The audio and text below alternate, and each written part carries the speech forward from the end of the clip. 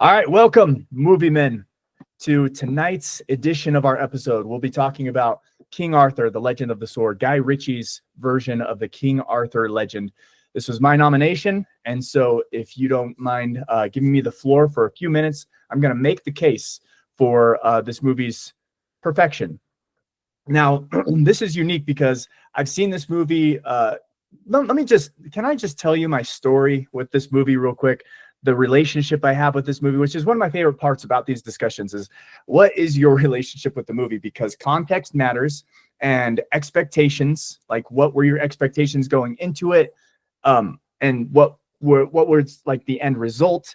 And this is like one of those experiences, one of those stories where it was just, I remember I didn't even see a trailer for it, but I had heard buzz on social media. I think I saw a couple article headlines, and it just, everybody's just saying how crappy this movie was. And it was tanking at the box office. I looked it up on IMDb. I think it was at like 5.1, which I'm like, oh, that's just a garbage movie. And so I was seeing other movies at the time. And after it had been out for maybe 3 weeks, 4 weeks, there was nothing. I had seen all the other movies, and I'm like, it's $5 here in Utah. It's like a $5 movie on Tuesday nights. So I'm like, I'll spend $5 and just, formulate my own opinion.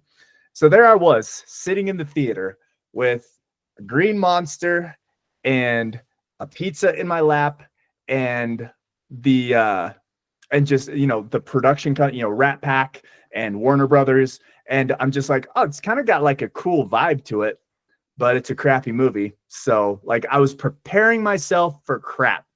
And then it opens with that scene with those giant elephants. And I'm like, okay, yeah, this is stupid. Like I am not into this type of movie. I hate overly CG'd movies, and this, like, elephants that big don't exist. Like I want, and then as I was thinking the words, I want a realistic version of King Arthur, I was like, didn't we get that already?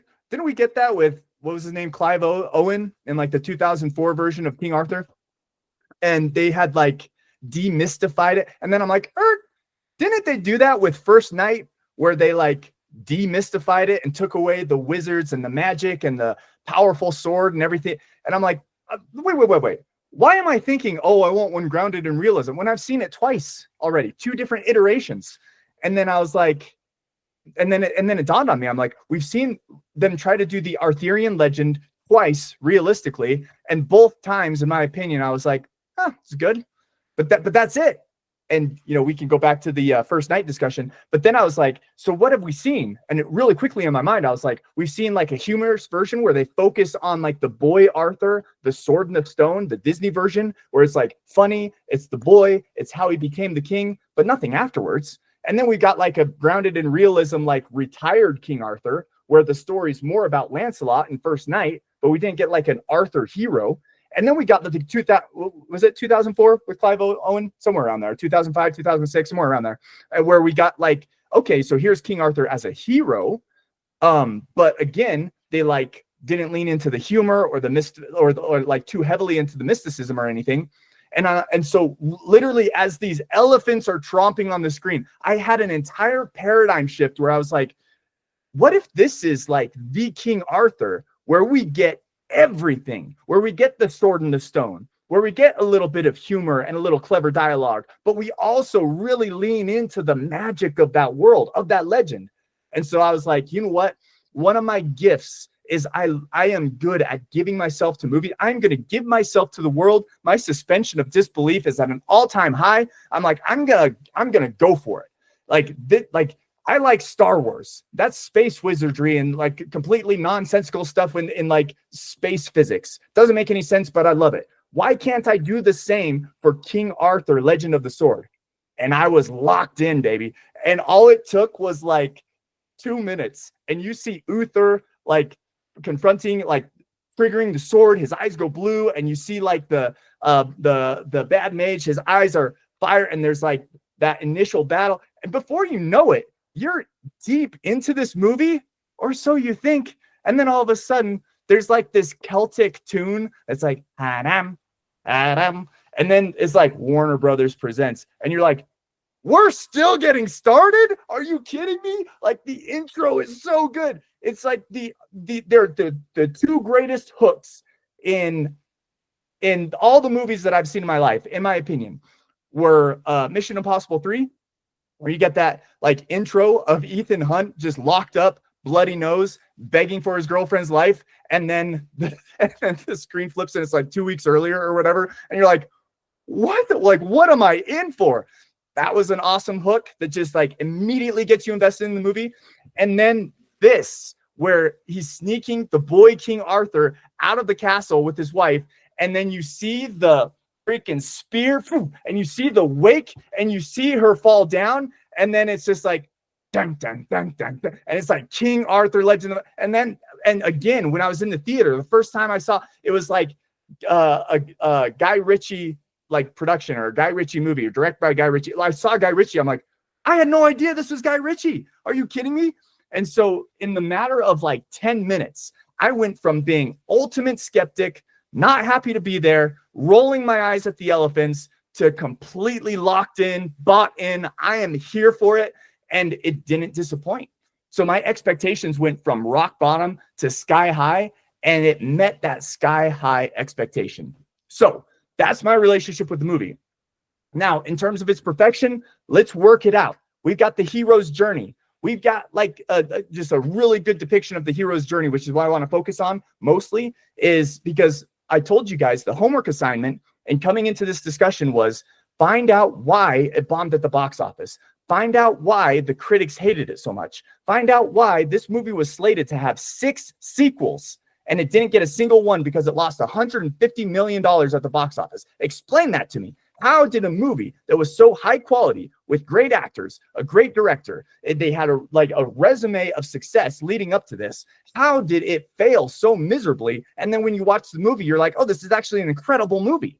How did it fail? I don't understand. And there could have been politics, there could have been Hollywood, there could have been production. Maybe they didn't market it good enough. I don't know what the problem was, but I don't understand. You know, my experience with Charlie Hunnam before this movie was I had never seen Sons of Anarchy. I had only seen him in Pacific Rim. And I'm like, this guy is a corny actor in Pacific Rim. And so even when I saw him as like the actor in King Arthur, I was like, oh, he's not even a good actor.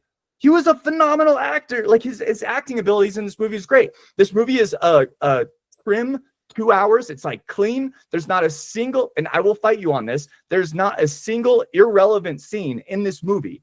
Everything moves the story along, and I never felt a movie with better pacing and more, and I shouldn't say there's no movies with better, more clever dialogue, but it's up there. Like the dialogue is clever, the pacing is good, the story is strong. It's got pretty much beat for beat the hero's journey, which is just a tried and true proven story that works. I don't know why people hate this movie. And so I bring it to you, and let's tease out all the details, but just some main themes that I want to just illustrate, and then I'll turn it over to you guys, is the hero's journey, excellent direction, consistent storytelling, and excellent villain. I think we can all agree Jude Law killed it in this movie as the villain. Just somebody who you hate with the deepest core of your soul. You also understand his motive completely, but there's also that human element that just twists you up inside when it twists him up inside, which is just an incredible way to like cast and frame and depict a villain that needs to be hated, and he needs to be feared, and he needs to be powerful, and he needs to put forth like a challenge that's like dangerous enough for you to know that the hero doesn't have plot armor, or like there's actual serious risk involved. This is one of those movies that teeters on that line of PG-13 and rated R, and I love it. I think it did it perfect. So I'll turn it over to you guys. I'm losing my voice. I'll turn it over to you guys in terms of your opinions of what you liked, and actually, let's just a couple things that you liked, but also if you did any research and found out why this movie did so poorly, let me know, because I did some research too, and we can kind of tease that out. But Alan, I'll pass the buck to you. Yeah, happy to start. So this is a really good King Arthur movie. there's so many things about it that I love that you talked about, and I totally agree with. I think that the reluctant hero's journey is tried and true, and it's really good. And the villain makes the story. And man, like Jude Law, all right, the way that he like loses it every time he had to kill, one of his loved ones in order to get that extra boost of magic, to do the dirty deeds. Man, like that's a good villain. Like he brought the chops to this movie. Like, yeah, talk about an awesome villain. So for King Arthur's like hero's journey, like the first time that he actually does the thing with the sword, and he wrecks all those dudes in the cloud of dust was like it was just so satisfying is what it was. And one of the things that I didn't catch, or that was new to me this time, that I thought was actually very clever, it was really subtle, but it was really clever, was when at the end when Jude Law has Excalibur and then he swings it at King Arthur, and then he hits the stone and he can't pull it out because it's back in the stone. I was like, oh dang, wait, that's a callback. Like I thought that was actually really clever. So it was something that I didn't notice before. That was like new to me, and I was like, all right, that's just like, that's good storytelling is what it is. Okay, so there's my praise. I'm gonna push back on your. So tell me what you think about this, because you said there's not a single scene that's not needed. I think there's one scene that I was like, why is this even in the movie? And that is with Maggie, the blonde-haired chick, and she's in the boat with the king, and he has that dialogue with her, and I'm like, okay, and he's like, I would be an unwise king if I didn't use you. And then he never does anything with it. He never uses her. Like her character in this movie makes zero sense. From a self-contained single entity movie, this is the ultimate problem that I think that this movie has. And I'm going to compare it to Star Wars. George Lucas had this great idea, this universe that he wanted to create, but he knew he only had one shot. So he made Star Wars: A New Hope, and he thought it was going to flop at the box office, and it didn't. And so he got to do more things. But what he did is he took his entire grand universe, condensed it into a single movie, wrapped it in one tight little bow, and he's like, all right, well, if it never goes anywhere, at least I told a story. This movie, and so many others like it, try to create these gigantic worlds first without having like the little pieces, like a singular story already like put together. So the problem with this movie is that it's trying to create this big universe, and I think that's what Maggie is. I think Maggie was supposed to be a bigger character built out into other movies, and she probably had more scenes in this movie, and she probably had more dialogue, and she probably had a bigger part, and they cut a lot of it because like, we'll get to it in the next movie, which never happened. So unfortunately, her character in this movie is useless. Like she didn't do anything, and like she showed up multiple times. I'm like, who are you and why are you in this movie? And so I think that's part of the problem. And that also goes to like Merlin. Merlin is a key, essential, quintessential character in the King Arthur story. And he's mentioned and talked about, but he's not in this movie because they were going to bring him in later. But if he was going to tie it up into like a cohesive story first, he probably should have had Merlin in this story in order to add an element, like just tell the full story instead of teasing it for later movies. Now we never get to see that, and that's a detractor from the movie now. As a self-contained movie that never got any sequels, that's a problem. The other problem is that like at the end, it's at the very end of the movie where King Arthur knights all of his knights and kind of like establishes, the Arthurian legend.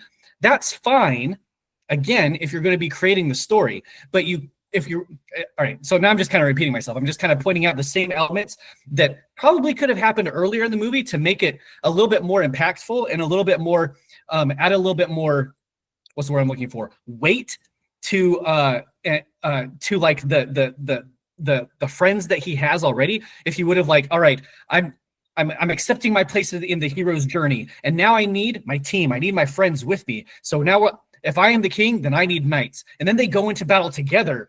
Instead, King Arthur goes by himself at the end, does all the things, and then afterwards he's like, Now we're all good. Now you get to be my knights, and we're going to go on more adventures, which never happened. I'll pause there. Maggie was essential because she illustrated that there was somebody else in the higher ranks in the nobility class that did resist, the villain, that it wasn't just a bunch of blacklegs. That she, remember when she came in and he's like, do the people love me? And she's like, I love you, sir. And if I represent the voice of the people, then there's your answer. And he like smirked. Like that was what she established, was that she was illustrating that it wasn't just the commoner class that was expecting the born king to come back, that there was actually like goodness still in the castle left over from Uther, Arthur's father. I think that's that. And then also that scene in the boat was kind of similar to, the scene in Gladiator when Commodus reveals that he's like, you've been a busy little bee. Like, it reveals to her that he now knows that she is not representing his views to the people, or like, that she's not on his side. And that like adds to the deviousness of like the conspiratorial nature of his character. I think that it added to his to villainry more than anything else. If she wasn't there, he'd be just a little less villainous. And then go ahead, Drew. I was just going to say, to that point, he did use her. You said he didn't use her. He was saying, I would be unwise not to use you. But then it showed that he did use her with the information that she told King Arthur. He used her to set up a decoy. So he did use her. That's what he was referencing. He was like, I would be unwise if I didn't use you, meaning the decoy that was to come was what he had already used her for. Because if he would have said that beforehand, she would have just run to King Arthur and been like, he knows. And so I think that's where, at least that's how I took it, when he was like, I would be unwise not to use you. And then the blackleg was like, stop looking around, to the fake king. It was like, oh, so like he was just giving you just a 2-minute foresight of, I've already used you. And now I'm just telling you because I've used what you know against me, against you, because I've set up a decoy. So that makes sense. I think what I was remembering, right, from a previous view, is that like after that engagement, like she doesn't, like he doesn't do anything with her. Like she's just, you see her again and she's walking around with the peasants in the courtyard and you're like, I thought he was going to do something with her. So it's probably me just conflating that particular piece. Like you're right, using her in the moment, when in my mind I was like, he was going to use her as like as an example or something, like to the peasants, something like it's like, oh, this is what you get when you cross me, and I'm even your own is going to turn against you. Saw value in Maggie being a voice for the commoners, though. Just with Alan was nitpicking was she probably did have a bigger role, and same thing with the mages. While you're like, well, Merlin should have been in there. I thought that was a really unique take and a really like great sidestep. Mysterious. You see him handing Excalibur off in like a hooded, and you're like, whoa, that's kind of mysterious and cool. I think it added to the story that you didn't know who Merlin was. Plus, and then this also ties into your other problem about the ending of the movie. The problem with you saying that it was set up for sequels and the sequels didn't happen. Well, guess what this movie was called? It wasn't called King Arthur and the Knights of Justice. It was called King Arthur, the Legend of the Sword. This was King Arthur's origin story, not the origin story of the Knights of Justice and their adventures, but that like dovetails nicely. I imagine the second movie would have been King Arthur and the Round Table, or King Arthur and his Knights. But this one, it had too many origins already. It had Uther and Arthur as a little kid. It had him growing up in a brothel, growing up in the streets. It had him like learning how to fight. It had the sword in the stone story, which that could have been the finale, but it was like right in the middle of the movie, which I think was awesome. And again, that like raised my, like, it was such an epic cinematic moment when he like the music, and you've got like the dogs barking, and you've got like the gravel, and then the uniqueness of what that stone was. His father turned to stone, also super awesome. So again, to talk about like how the movie wrapped itself up, I thought it was perfect and perfectly self-contained. To say that because they left you hanging with a dangling carrot that there might be a sequel and that's a flaw, that to me is erroneous. That's like saying that like Inception wasn't a good movie because we didn't see if the top fell at the bottom at the end. Like sometimes movies leave you hanging, and that's part of their greatness. And that's how I have to see this movie now, because it was slated for 6 sequels, and for whatever reason didn't get it. And the only way that I can sleep at night thinking about that is by thinking that, well, it actually tied off Arthur's story of how he became the king perfectly. So that I don't disagree. Sorry, I don't. The ending in and of itself wasn't problematic for me. It's the overarching, like what I was talking about in the sense of like universe building. Their aspiration, the overall aspirations were too big that it couldn't contain like a single cohesive story. There were and I know I'm kind of talking over myself a little bit. Like it was a cohesive story. It was a good story. It was really good storytelling, but there are many elements from the story that it's not just implied intelligence that we talk about where you fill in the leftover gaps, or you fill in the pieces in order to just make a next logical leap. What questions did you have? What questions did you have that the story didn't answer?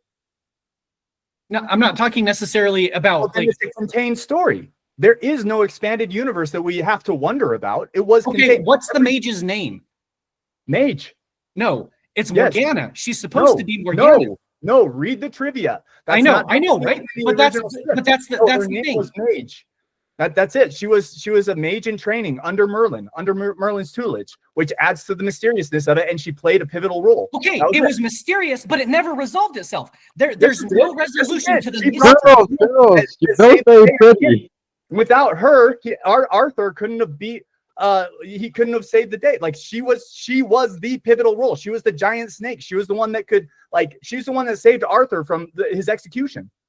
Like she played so many pivotal roles. What do you mean? I know she had pivotal roles, but who was she? And you can't. Who was Darth Vader? It says at the beginning. Yes, it says man and mage used to get together or used to like live and coexist. But then what was his name? The main bad mage that was Jude Law's tutor. What was his name? Morgan, or no, not Morgan, but whatever he was the one that like started abusing the power, right? And then it says like one last stronghold remained, Camelot. And so it already established that there was this rift between man and mage, and she came to like bridge that gap once again. She was very even talk about it later. Yeah, they even talk about it later with Uther on trying to repair the relationship between the mages and the Camelot. And that was the whole story arc with is it Benevere? The black guy, the Black Knight, he was in a subsect of the commoners that believed that the mages were there to help the normal people, and that's why they were kind of the outsiders, is because they believed that the mages were good versus is it Vortigern? The Jude Law's character right at the beginning says like, oh, I went and trained under his tutelage, and then like you feel the tension, the rift between mages and humans, while what is it, Benevere? Gosh, I'm getting the black guy was like, no, these are our friends, these are why we're doing it. And then like there's this power struggle of, well, the mages are going to like, it creates this mysterious ambiance of what the mages are actually there to do. And so whether the mage has a name or not, her role is pivotal because it shows that they don't care about power struggles. They just care about like justice and the sword and the power of the sword and like the respect of whoever holds the sword. And like that was just like an overarching story arc, which again goes into the future, which I really appreciated, that he didn't just, Guy Ritchie didn't just hand us Merlin on a silver platter. He like created a whole nother subcategory, a sub world of mages that I was really excited to see and we'll never get to see anymore. But like, I was like, oh, I really appreciate that he didn't just come out and say Merlin because Merlin's the greatest wizard ever. And which if he would have, it would have given them, it would have funneled this movie into a trope of the hero's about to get killed. And then all of a sudden Merlin comes in and saves the day with his magic. And like, it would have given that pathway and it stopped it. It made it about King Arthur. Had she not been like a part of the movie, like the whole mage component would have been completely irrelevant. She was the one that bridged the mage and man like coming back together by the end of the movie. She was that pivotal character, and she was under Merlin's tutelage. So but again, you can, I mean, if you want to be devil's advocate, you can say any, like Flat Nose Mike. What's his backstory? What was his purpose? Why was he there? Like you could nitpick and be like, I want to know his backstory. Like obviously you could say that about any of these characters, but the point is, as the movie comes, she's specific because she was teased as the love interest. She's supposed to be a bigger character. Yeah, she was. They had that romantic tension. No, she wasn't. The love interest is Guinevere, dude. I know who it's supposed to be. Guy Ritchie had this whole thing mapped out. It was Guinevere is his love interest, which was going to come to later movies, not the mage. The mage was there for a very specific purpose, and that was to show what mages do and to bridge that gap between that rift between human and mage. He should have shown that because he didn't do that in this movie. They teased it as a romantic. How did this movie end? How did this movie end? The mage saved the day. Humans and it. That's what King Arthur did. Like she did exactly what Drew just said Merlin would have done if he would be there. Like she comes in to save the day at the end. Like she becomes the giant snake and saves the day. She doesn't come in and save the day. She's just there as like a support. Merlin would have just like clicked his heels together, and then Vortigern and Merlin would have had the battle, and it wouldn't have been King Arthur. What she did was she came in and like created the scene so that King Arthur could have the final battle with him because she wasn't going to be powerful enough. It was the Lady of the Lake. The Lady of the Lake said, "Trust the mage." That was the mage's role. Was like to help to assist Arthur in retaking Camelot.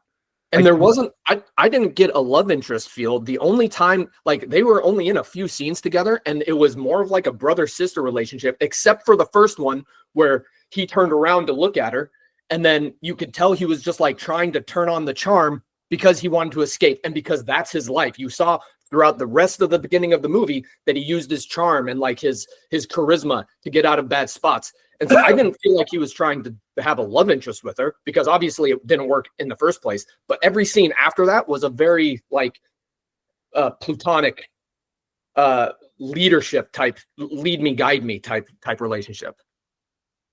She was one of like 5 or 6 components that really added to the character of Arthur as he's going through the hero's journey, because he's resistant. Remember, he gets captured. He's like, I could just disappear. I could just drift away. And then he doesn't. And then the girl's throat gets slit, and then he escapes. And then he hears that the brothel has been burned down. And then remember how he's like, I'm going to kill him. But it was a revenge motive at that point when he learns to use the sword in the Darklands, and then they tried to do the assassination, and then they have that awesome battle in the fighting pits, and then after that, remember, it's when what's his name, Backlack or whatever, gets his throat slit. That's when Arthur really, like, that's when the pivotal character moment shifts from, instead of him just wanting revenge against Vortigern because he burned down the brothel and slit the throat of the lady that he cared about. And then once his buddy got his throat slit, and remember, he's looking at the sword and he's having flashbacks of all the people that have died because of this stupid sword. That's when he takes it. He throws it off the cliff. He's like, I'm done. Like this has caused me too much trouble. He's running through the forest, and he's dirty and he's muddy, and it's all symbolic about that's how he feels. And then he like kneels down, and then the Lady of the Lake pulls him down, remember? And then that's when that's the moment when, instead of trying to back out or instead of just trying to get revenge, he realizes like his worth as king, and he sees the vision of what will happen if he doesn't take up the sword. And all of that, all of that leads to him wanting to like retake the throne and to become the king that he is again, fulfilling the measure of his destiny. But what the Lady of the Lake says is, trust the mage, because the mage is that key component that's going to help him retake Camelot. And so again, all these moving parts are like moving towards him becoming the king again by utilizing the power of the sword. And she's one of those key variables that makes that possible through the vision of the Lady of the Lake that she gave him. I feel like if she wasn't there, or if she didn't do exactly what she did in the movie, this movie is way weaker than it was, than it currently stands. What do you think, Callum? I love this movie. I think with that was a good debate, but with Bo, you're wanting to try and identify why it bombed. So I think maybe we should get to that as well, like why the critics kind of put a big F on this movie. I know, Bo, that you says you've done some research on that, but maybe we should do like a quick fire of the points that the critics said, and then we should critique the critiques. Is that Tons of reviews said style with no substance. That was what I kept hearing over and over again. Style without substance. And I think that little rant that I just did right now, like the whole story is full of substance. Everything is leading to him taking up his crown and his place as king again, coming from like, I grew up in a brothel. I can just drift away. Like he wanted nothing to do with it, to finally him dragging the sword with Sparks as he's going to the tower to fight Vortigern, knowing that he's king and having all the people supporting him again. Like that. What do you mean there's no substance? And then it's all style. It was style with substance. It was brilliant. So I done a quick on Grok, saying, give me the bullet points, the main reasons why critics said that this movie failed. I can run through them, and then we can just maybe, unless Drew, you looked as though you had something you wanted to say on that point. I was just gonna reiterate substance. Like literally in the first scene, it gave you substance. You know that he sacrificed his wife, and what is the first thing Vortigern does when he sees Uther? He kills his wife. He doesn't throw the spear to kill Uther. He kills Uther's wife, so that they are on the same playing field of, I just had to kill mine, yours is dead too, we're both hurting. Substance. How is that not substance? Okay. Yeah, that was a good point, Drew. Yeah. I'm pretty sure the movie was not historically accurate, though. And I think that's a really key point that we need to Alan is dying to tell you this. It was definitely not historically accurate at all.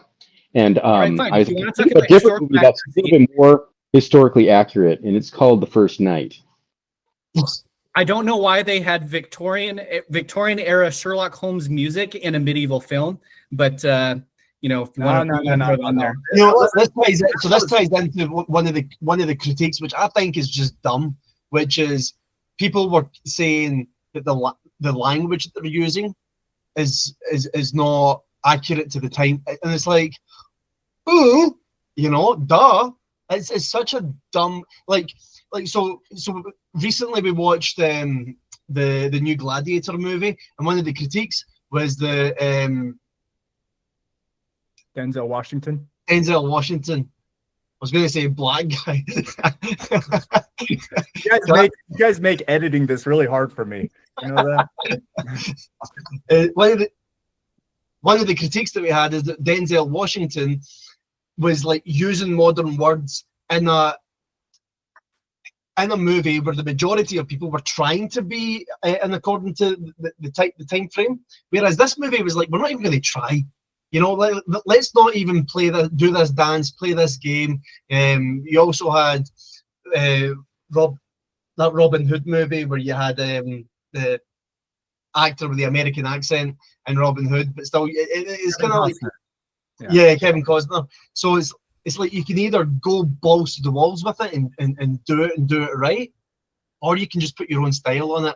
I thought Guy Ritchie doing his own style with the dialogue and the language that is used was absolutely fine, and that did not detract from the movie whatsoever. Do you guys agree, or do you agree with the critics?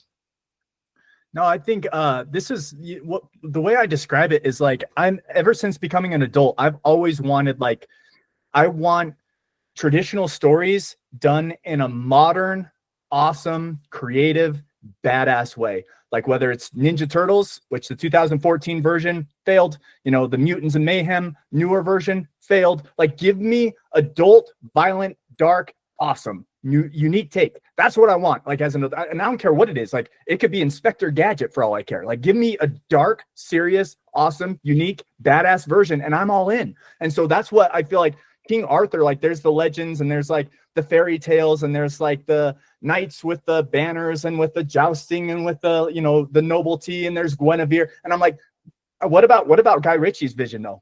Give me like a jacked superhero looking King Arthur that's badass and beats the bad guy, and I'll be a happy camper. And that's what Guy Ritchie present. I don't care about the historical accuracy. Like, it's a legend. It's fantasy anyway. And so if they're leaning into the magic, if they're leaning into the fantasy, if they're leaning into like the legend of it, then give me full on 100% legend. And that's what Guy Ritchie did. And that goes along with some of the outlined qualify, like what a perfect movie, does it hit these categories? And one of them was, does the director gamble? Does he take some creative liberties in the movie, and do they pay off? Now the critics said that they didn't pay off, they didn't like the dialogue, and I thought that was one of the strong points of the movie. And then you mentioned Charlie Hunnam's character and how he had this badass ripped Jack dude that's the main character. Critics, that was another point, said that the main character in Charlie Hunnam's performance lacked depth. And I was thinking, this is, does anyone agree with that, first of all? Or I think we should maybe quick fire through these, because we've got maybe a lot to discuss. So that was dumb, non-argument. Disjointed narrative. How about keep up? Are you a professional or not? How about you just actually take your job seriously and focus on your movie and stop texting in between? Because every scene is so important, especially with Guy Ritchie. Guy Ritchie's style is pay attention to the freaking details, Drew. Exactly. That was exactly what I was about to say. I was like, you're going into a Guy Ritchie movie, so you're going to, I accidentally sent that message, but you're going to get Guy Ritchie tropes. Well, which one is it, George? Well, it's this George. Which George? And like, he does the Guy Ritchie thing where he says the name 5 times to like create the dialogue and create the experience for you. And so that one is so silly. And not only that, the depth of King Arthur, the way that he begins versus like what Bo said when he cuts Black throat, the development. Like I said, at the beginning when he's with the mage, he turns around and he's trying to be chic. He's trying to be like charming and kind of woo her. And then all of a sudden at the end, he's walking stoically with a sword, ready to kill somebody when he wants to get away from it, to the end when he wants to embrace it and he's willing to have the fight. Gosh, that is such a stupid critique. Also, anybody that thinks Charlie Hunnam didn't bring depth to that character didn't watch the scene where he's captured by Vortigern and Vortigern slits the throat of the prostitute right in front of him and says, the rest are next if you don't do what you're supposed to do out there. And Charlie Hunnam's scream when he goes, no, like that, that's visceral, man. You're telling me that that character didn't have depth? Did you see his facial expression? Did you hear his vocal cords crack as he screamed? And then did you see the vitriol in his face as he looked at Vortigern as Vortigern made that threat to him? Like, what do you mean? He didn't have depth? Okay, I'm going to go through. So that was a couple. They thought that Guy Ritchie's stylistic excess, they thought it was too much in the movie. I disagree with that. We've kind of already hit on that. Deviation from tradition. Bo, you've already hit on that. Pacing issues. Now, I think maybe pacing issues gives us, I think that, so I'm sure you guys know all about I think the movie had a runtime originally of 3.5 hours. And then the production company or whoever says, no, we've got to trim this down. And then like 1.5 hours was taken out or something like that. Correct me if I'm wrong. I think that if anyone else was given that curveball other than Guy Ritchie, then the movie would have been a total failure. The critics say it was a failure, but Guy Ritchie is like with Snatch, he done the same thing. Like, he is so good at being able to take like something that could take 30 minutes to develop a character and just snip it down into these short little clips. And you feel as though you're on a roller coaster. You feel as though you're on such a ride, and but it's so effective as well. Do you guys agree with that, or any? Yeah, sorry, I've got a lot. Sorry, I was gonna say, man, I feel like I have a lot to say about this because the first time that I watched it, the first time that I watched it, I might agree more with that statement that like the pacing is bad. But there's enough action and there's enough fantasy to keep you still invested in the movie. Like, there's not big enough lulls where you're bored. It's just sometimes you're lost. But now this is like the 4th or 5th time that I've seen it. And so I know what's about to happen. And it just is another testament to a perfect movie is you learn more every time that I watch it. There's something else that pops out. And so again, like what you just said, Callum, are you a professional? Then rewatch the movie. Like, you know, and and this might just be an indictment about how poorly of a first time movie watcher I am, but it wasn't until this last time that I watched it, because I remember seeing it in theaters. I was like, if there's one thing I could trim, it would be the Darklands portion. I was like, I feel like that kind of went on a little bit too long and it was a little bit heavy handed. Like I could have done without that. Otherwise I thought it was perfectly paced. But then this last time watching it, I was like, I wouldn't have rather had it like the Badlands is where the giant snake came from, which eventually saves the day at the end of the movie. And so it was like a subtle way to introduce this plot point that needed to happen. Otherwise, we would have had to have a scene where the snake being controlled by the mage actually gets to Vortigern. But I love the way that they did it, where it teases the audience where the snake's going. And you're like, oh, he's going to bite him. And then Vortigern sees it, chops its head off. And then, as Alan stated earlier, the sword gets stuck in the stone again, which was awesome, which was like he couldn't pull it out. And then the big snake comes in and cleans house.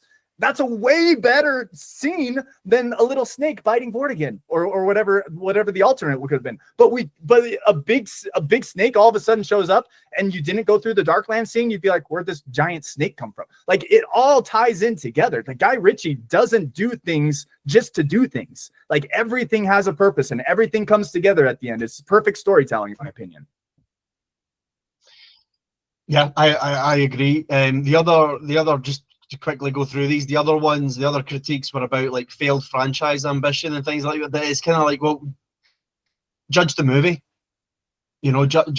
And I know that Alan brought up some points there about how he didn't feel as though the movie was a complete package in of itself. So I don't know if that's what the critics are thinking. But I don't think if you're judging this one singular movie, you can't accumulate the failure of the franchise, because that wasn't given onto this movie itself. And then over-reliance on CGI was another big one that I saw. Does anyone, maybe Chase, we've not heard from Chase. Chase, have you got any thoughts or opinions on the CGI aspect? So I think I feel like the CGI, you knew it was there, like the elephants and the giant snake and even the whole Badlands scene. But man, I like their use of CGI was incredible. When, like, the first time Uther turned the sword on and you just saw the little crystal glow at the bottom of the hilt, and then his eyes went blue every time that Charlie Hunnam did it. Now, I will say, right, like, I noticed it when he was doing the super fast sequences in the dust and at the end. I did notice a lot of the CGI-ness going into it, but I don't think it detracted. Like, it was noticeable, but it wasn't like a mustache getting CGI'd off of somebody's face. It wasn't like, I'm trying to think, like, I mean, right, pick your bad example of some of the Flash catching babies out of a hospital, right? Like, that, right? What is it? We've talked about how recently a lot of CGI has just gotten worse and worse and worse, and we're not sure why. Like, this was maybe one of the last movies where the CGI was really good, really well used, really well done. Again, you can still tell that it's there, but it wasn't distracting, and I think that's what it, right, kind of how I looked at it. So was that it wasn't distracting. Admittedly, this is the one area that I have the hardest time justifying. But let me just tell you my justification. Let me know what you guys think. Because when I was watching it in theaters, I was like, this is obvious CG.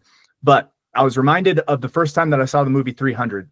It was in the early 2000s when they kept, like, CG. I hadn't gotten that good yet, but they kept trying to force it. I don't know if you guys remember, like, The Mummy 2, when Scorpion King comes out at the end and you're just like, oh, this looks like Who Framed Roger Rabbit. Like, this looks like so dopey and stupid that they're trying to, like, but force CGI, and it looks like a cartoon. What I loved about 300, what I noticed when I saw 300 in the theater way back in the day, is I was like, what's cool about this is Zack Snyder isn't trying to make CGI realistic. He's trying to make realism more CGI. And that way he can do all these special effects and it doesn't look disjointed and out of place. I really respect that. I think that was like a genius creative move as a filmmaker. And so I thought they did the same thing with King Arthur, Legend of the Sword. And the way I justified it, again, like my suspension of disbelief was at an all-time high because I was so invested in this movie since that opening scene. I was like, how can I justify this? So tell me what you guys think. I think that he did the Zack Snyder thing where he kind of toned down the realism with everything so that it didn't look disjointed. Like everything Arthur was hitting, the soldiers, the rock, everything was CGI. And so the way I justified it in my mind was when he activates that sword and his eyes go blue, it's almost like he's shifting into a new dimension. And in that new dimension, reality looks warped. Like, and that's why, you know, the first time he pulls the sword out of stone, he passes out because reality is so warped in that dimension that it's overwhelming and he can't even, but then once he learns to control it through the Badlands or the Darklands or whatever, which was the whole purpose of that segment, was learn how to control that sword. Well, now he can like live in that altered dimension, in that altered state, and he can control it and he can destroy people in that altered state. So that's how I was able to justify it in my mind, is like leaning into the fantasy part of it and knowing that that's like, it's almost like Frodo when he puts on the ring and everything in the world changes around him. I feel like that's how King Arthur was when he activated the sword. And in that sense, because everything else looked just as CG or just as altered reality, it's an easier pill to swallow. I think I just got a text from Guy Ritchie, and he just told me the exact same thing. So we can second that. I thought the exact same thing when I was watching the movie though, Bo. Like that made sense to me. Like I didn't even like, to me that it just went. It kind of reminded me of I don't play a lot of video games, but one video game I have played is God of War. And when he goes into like that mode where he's just like indestructible and he's just like that's kind of how I. As soon as that happened, as soon as he picked up the sword and his eyes turned blue, I'm like, this is him. This is him in God mode, you know. And then then you do expect everything to change. So I agree with you. I think that Guy Ritchie was also deliberate in where he was, because he had a limited budget with this. It seems as though the production company just like tried to screw him over as many ways as they could with this movie, with the time frame, and then with the budget as well, where they limited his budget according to what I read. So he would use the money to be like, okay, there's some scenes where we use CGI and we need it to be as like realistic as possible, and by on this point, I feel as though this movie was so artistic. Like it was just like so many scenes were just so beautifully shot. So there was, I think Charlie Hunnam was saying this as well, where so there was some scenes where CGI was used and they tried to throw all the money into that scene, and then they were left with not as much money in other scenes and other areas. And I think that those scenes were kind of like the unrealistic, which is justified being unrealistic because he's got an unrealistic power anyway. So I feel as though that CGI point doesn't hold water. But you looked as though you wanted to say something there. Yeah, I was just going to say that, yeah, the artistic element is what you mentioned, Callum. There's so many cool, like, artistic cinematic shots when he's throwing the sword in slow motion. He's grabbing it by the blade. I thought was cool. The flashback that you keep learning more throughout the movie, you know, how he slices his hand and how Uther, like, fights the skeletons, like, run, Arthur, you know, like, trying to protect his son. Like, there's so many, like, cinematic, and then obviously pulling the sword from the stone, the music. And it's not what I was going to say earlier, it's not Sherlock Holmes music, it's like Celtic music. It's like a deep rooted, like, guttural Celtic music that just, I feel like, added to the ambiance of the whole, like, theme, the theme and the vision of the movie. When he's riding after he gets bit by the snake and he's riding to the kingdom, and it's like the horseman song or whatever. As a matter of fact, I remember when I recommended to all my brothers to see this movie, I'm like, forget about the reviews, go and see this movie, it's incredible. Chase texted me the next morning, he's like, the soundtrack though. And I was like, yes, the soundtrack just made this movie so much more powerful, man. The fact that Guy Ritchie turns up the music in certain parts of it instead of just letting it sit quietly in the background, like, the music was a character in this movie. It was brilliant. Chase? I got to just keep on that. The fact that he used breath as an instrument in that sequence where the guy's just breathing, he's like, and you're just like, what's going on? Man, I remember, yeah, I remember that. And I remember, I think for the next like 3 or 4 months, anytime I would go to the gym, the only thing I would listen to is that soundtrack. I'm like, this soundtrack gets you so hyped. The growing up in Londinium, right? That whole sequence, and it's just a driving soundtrack. And like when it turns on and you get that kind of faster paced, everything is just pulling you forward, and that's what I loved. And just what is it, Daniel Pemberton? I think he's the one who wrote the soundtrack. Man, he took a chance, and I think it worked spectacularly. So yeah, I can't speak higher about. No, there are other better soundtracks, but this is probably top 5 of movie soundtracks that I have. Just phenomenal. I do want to kind of go on a little bit of the other stuff. So Bo, you have missed 2 critical King Arthur stories that I know you've seen. The first being Merlin with Sam Neill. Yeah. Merlin with Sam Neill.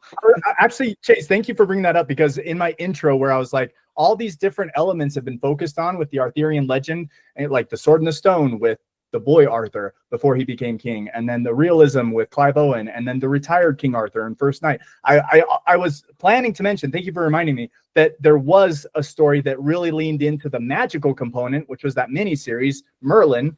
But again, you didn't get much King Arthur with that. No. So thanks for bringing that up. What's the other one? The other one is Quest for Camelot,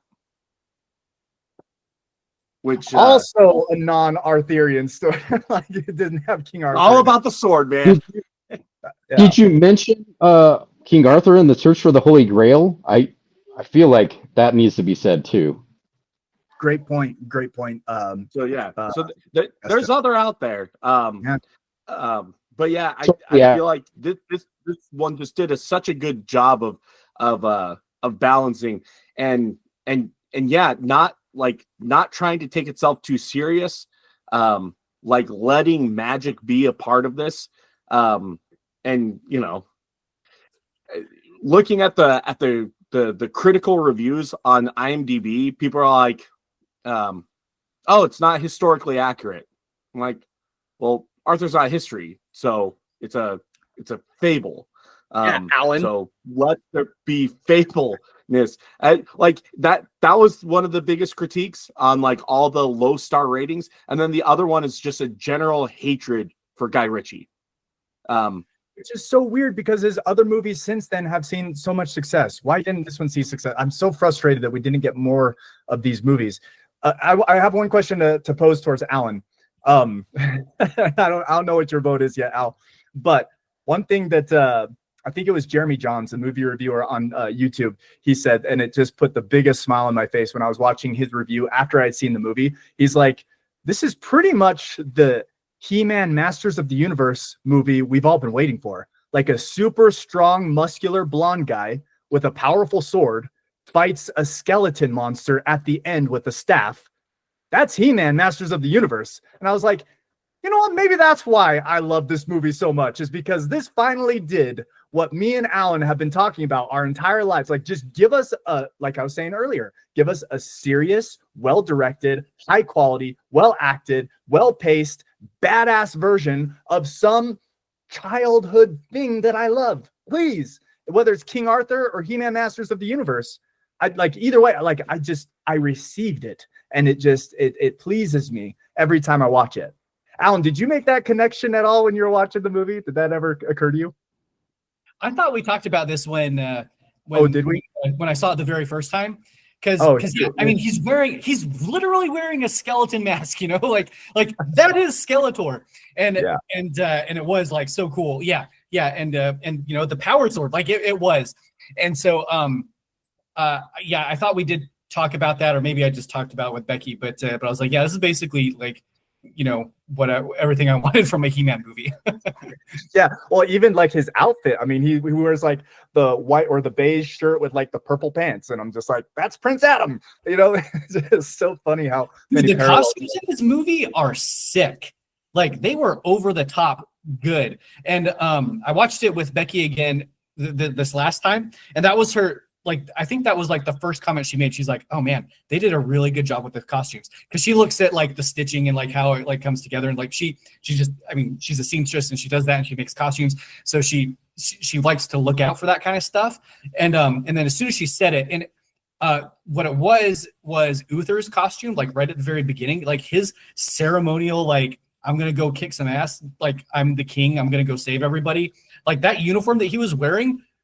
Like I want that. Like it was so cool. And but then Charlie Hunnam's just his regular regalia clothes. I'm like, I want to wear that. I want to wear that just regularly in my own life.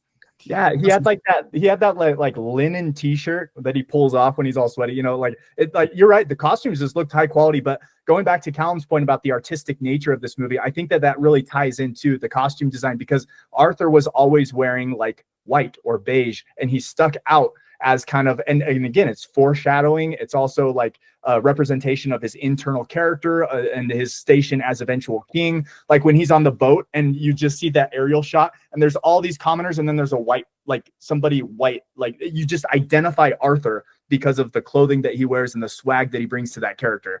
Yeah, great point about the costumes. I didn't even think about that. And then Vortigern's his, when he's like sitting there and he's getting dark, that armor is just dark and aggressive. And when he points, it's just like a sharp finger, and it like what you just said, it just encases him as his character. There is nothing soft about Vortigern in both his mannerisms and his costumes. He is sharp, he is rigid, he is ruthless. And can we just, I mean, I feel like we're skipping over what Justin would has said, which makes a good movie, which is the bad guy. I think we need to give Vortigern some time here and like really dissect him as a bad guy. I know we did just a little bit, but like when I have never heard a more compelling argument on power than when he was giving his speech. He's like, when people fear you, there is no, like, what does he say? He's like, there's not a more intoxicating feeling. And it's like, thank you. There you go. Now he's not killing people just to kill. He's killing people with purpose because it's an internal struggle. He's addicted to that feeling, you know? Can I just add to that? One thing that I love about that scene, that whole scene is so good.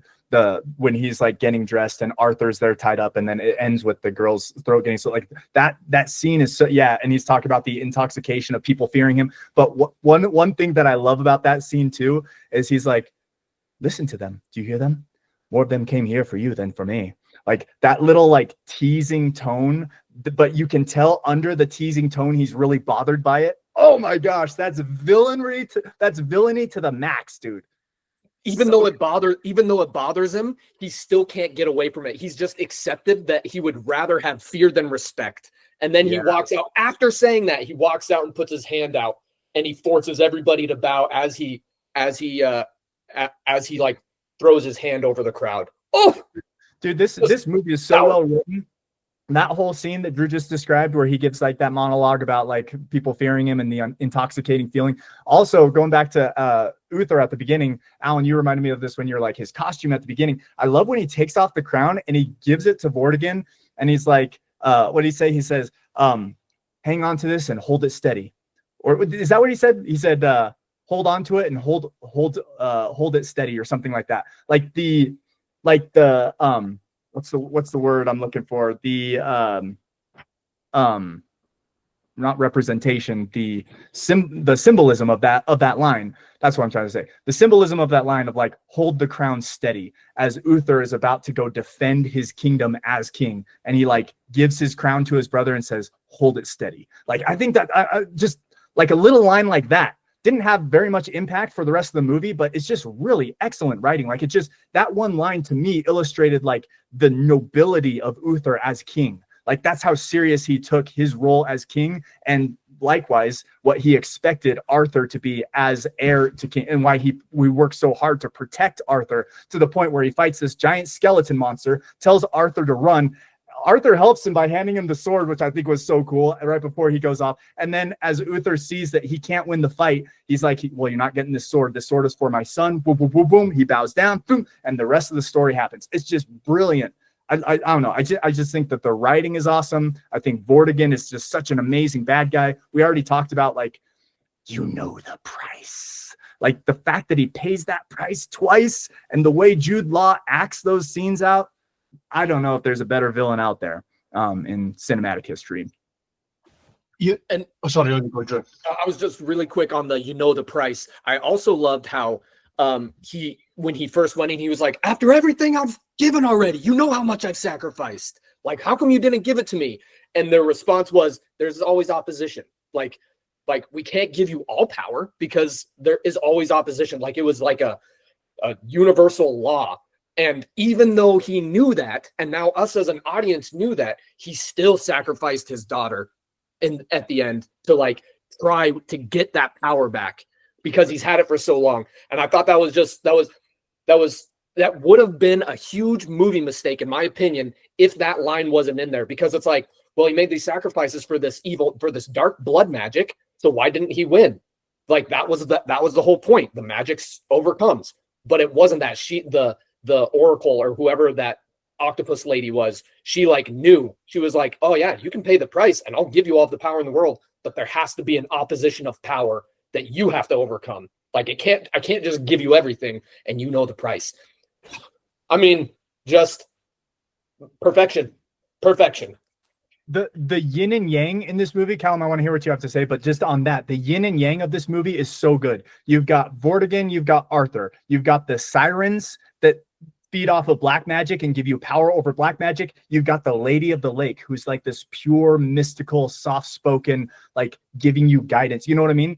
It's like just both of and then, like you said, Drew, just the juxtaposition of the different power dynamics of good versus evil. You've got the ultimate powerful evil over here from the sirens and the power that they give Vortigern because he makes the ultimate sacrifice, and you've got the contrary, overpowering, powerful good with the sword forged by Merlin, if wielded by the true-born king.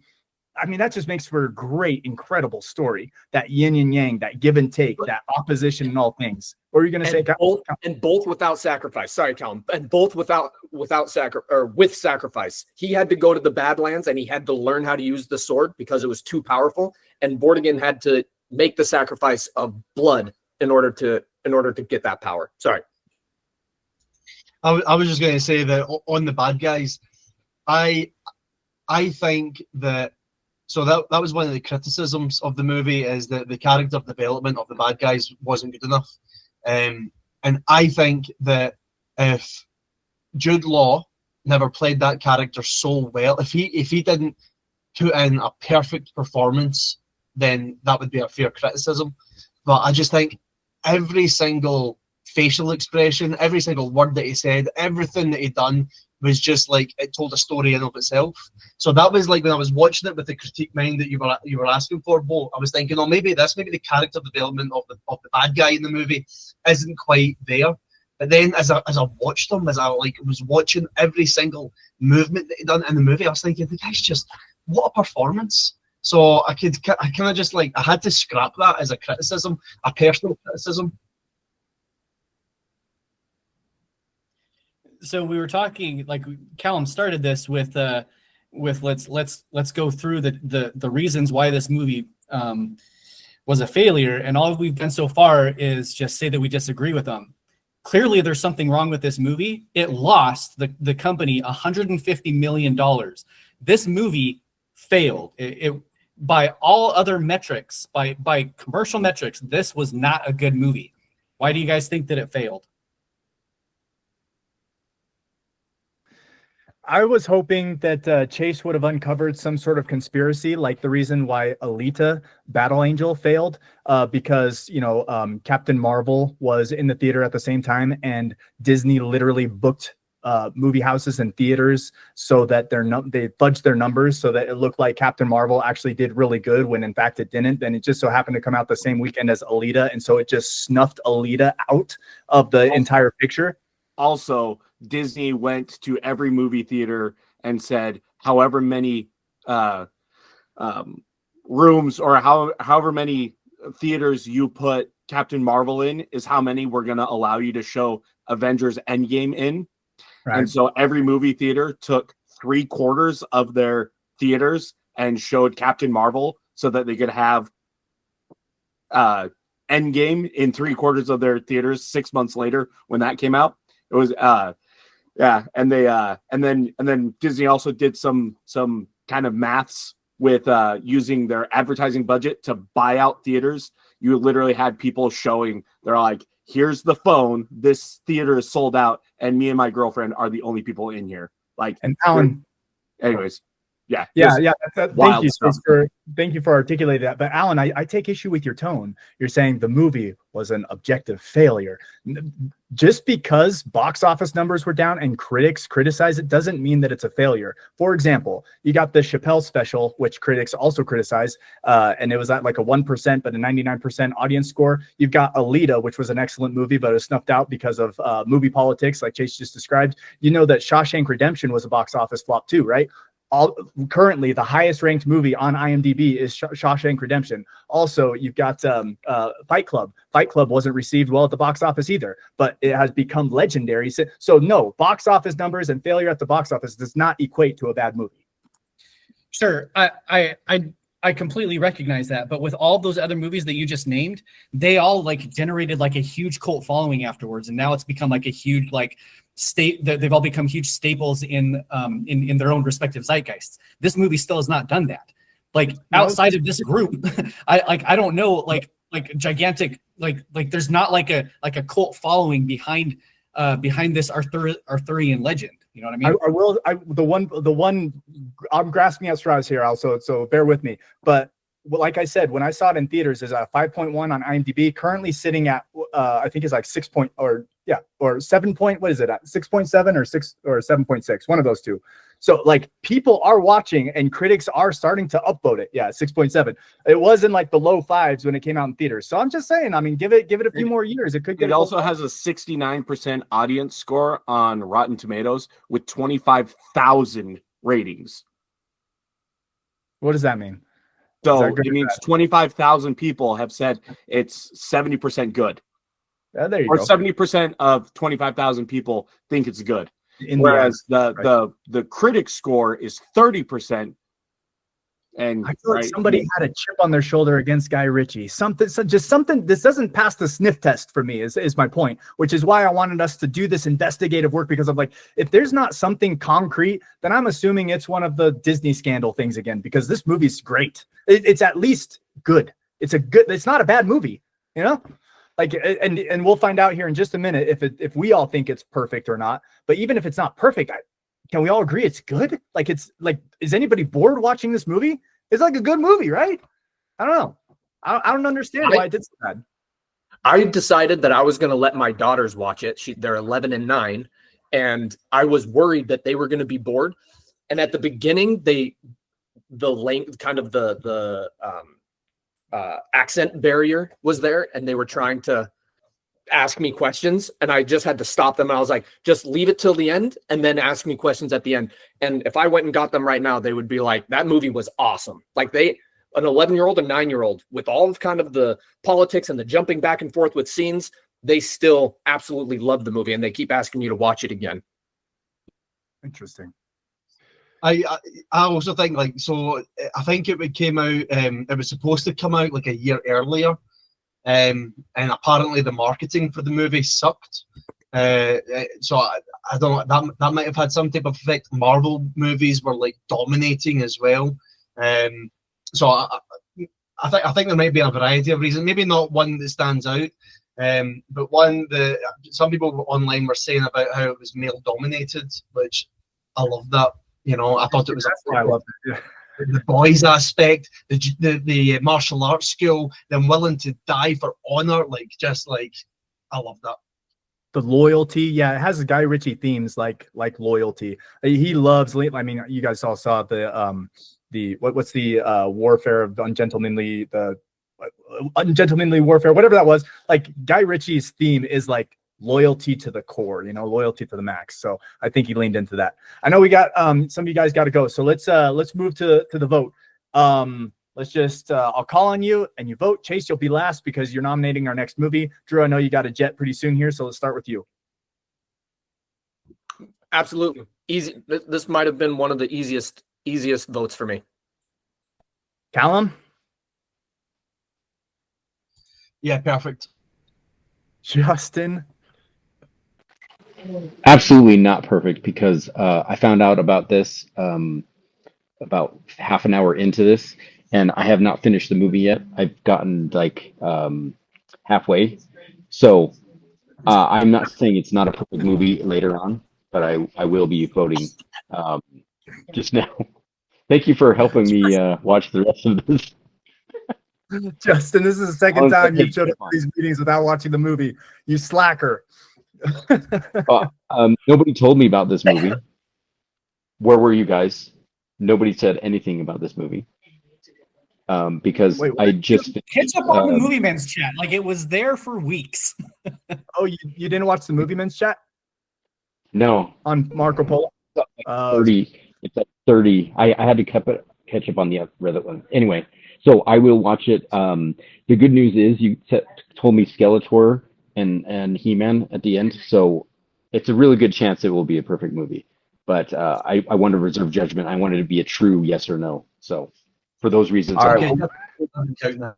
We'll stand by then for your actual vote. Alan, what do you vote? I do not think that this is a perfect movie, and I'm going to just restate. I'm going to restate my reason, because I missed one piece earlier. But I think that he was too ambitious trying to create a universe that he failed in two parts. One was the Vikings. I forgot to talk about the Vikings, because he introduced a villain, like a soft villain, thinking that he's going to continue the story, and then he never got to. So it's an unresolved. That's an unresolved element of this movie as a self-contained unit. Even though they kind of had their little moment there at the end, and they went and ate food, like better to have friends than enemies, right? But the undertone was that my king isn't going to like this, and that leads into the next story of King Arthur defeating the Saxons. And then I'm not backing down on the mage. I don't like the character, and the reason I'm going to articulate this just a little bit better. She was cast as Guinevere. She was supposed to be Guinevere. And that's why there was the sexual tension in the beginning, because they started off making her Guinevere, and then it was going to be a reveal, and then they changed their mind. So who is she supposed to be then? She's a character that is unresolved and doesn't know who she's supposed to be. Yes, I get it. She guided him through, like, to get him to the sword, but it was supposed to be his love interest. And then they changed their mind for some reason. And I thought, like, knowing my own Arthurian legend, and like trying to figure out where he was going to like take the story, is Morgana Le Fay was a fake love interest, and she was the mage. And so I thought that they were going to turn her into that, and to make it to bring the tragedy, because Morgana Le Fay is the reason the Arthurian legend became a tragedy in the overall scheme of things. So I was like, that would be a great setup if that's what they were going to do with it. But we have no idea. He's never said what she was supposed to do with it, except that the actress was literally cast to be Guinevere, and then they changed their mind. So I think those two elements speak to him trying to create a larger world that was too big of an aspiration, and it distracted from the singularity of the movie. All right, I'll stop talking, but great movie. I love it for all the reasons that we talked about, but I do not think it's a perfect movie. Yeah, I did read in the trivia he cast her as Guinevere, but then it was too many moving parts. Like, to add a love interest into all the other things that the movie was already doing, they trimmed it and they changed their mind and switched it. But how does that detract from the perfection of the movie? Because it's not like she was Guinevere in the movie and then they switched it. She was consistent throughout the entire movie. That's my pushback there. But to each their own. I appreciate your honesty, Al. Chase, give us your vote and then the next nomination of the movie. So I'm a yes. I loved this movie. And the soundtrack is huge. When you have soundtracks that powerful, I'm a fan. And yeah, it's a unique way of telling the story. That's and I loved it. Well, thank you, Oh. Chase. Thank you. I'm pretty sure you tipped the scales pretty decisively there. Well, Muchos gracias, sir. Justin might keep his no. Okay. Did somebody So- already vote that's not here? Sorry. Because you have to No. have 5. I'm one, right? So there's 4 of us, and then there's 1 negative, and yours doesn't count because you haven't seen the movie. So even if yours was Brownie Zane. then we'd need Brownie and Zane, and then Ty Brownie's would a go to the loser. Ty goes to the loser. So yeah, it's not in the bag yet, but But you just need one more. I You just need more. one more yes. Mhm. Right. Yeah. That's all I wanted to know. Go ahead, Chase. Okay. So I've been thinking a lot about what movie I'm going to do. And I narrowed it down to 2. And then I rewatched one of them last night. And this is the one I'm going to nominate. My setup is it is a slow movie. And I apologize about that. But the movie I'm nominating is Gattaca. That's a good one, Chase. That's a good one. I love Gattaca. It is Yeah, slow, but it's saw that. worth it. It's cerebral. I love it. Awesome. I'm not saying it's perfect. I'm Jude just Law saying deep I'm excited. dive. That's what we're doing. Yeah, I know. I was going to bring that up. I'm like, it's another Jude Law movie. Yeah. Yeah. Love it. Awesome, Not done. Chase. Well, And, cool. Start rubbing your skin. Making sure Chase, there's no. Chase, is there anything that you'd like us to particularly pay attention to or be in a certain mindset watching this, or are we just gonna raw dog it and talk about it like whatever comes to mind? I think it's just know it's it go in knowing it's not an action adventure, Callum? thriller. It's Callum, have you seen this one, Gattaca? No, I've never heard of it. So Great, excellent. Alan and Justin, you guys have seen it, yeah? Yeah, of course. yeah. is Many, it 1997 or has there been a remake since? No, 97. So Ethan Hawke, Uma Thurman, Jude Law. Yes, this is a great movie. I think about this movie probably once a month on average. Like this really it gets to you. I love it. And Awesome. And I can't wait to kick it off because there's a lot of stuff that rewatching it. I watch it about every 3 or 4 years because it's not, like popcorn flick. But there was a lot that I got out of it. It has a swear word in it. And I remember it because I was in 97, I was 14, and it had a really big word in it. That was a really big deal. I'm surprised you caught it because I didn't catch it because he says it so suavely. Thanks for warning Callum though. So Callum, be wary. There's a word. There's some cursing in it. Yes. I'll make sure I watch it when my wife's at work. Yeah, there you go. All right. Well, this has been a successful call. Thank you guys so much, especially you, Alan. It was fun to have a little back and forth, have a little vitriol and fire. And thank you again, Alan and Chase, for staying up late for these discussions. We always appreciate it. Love you guys, and we'll see you in 2 weeks.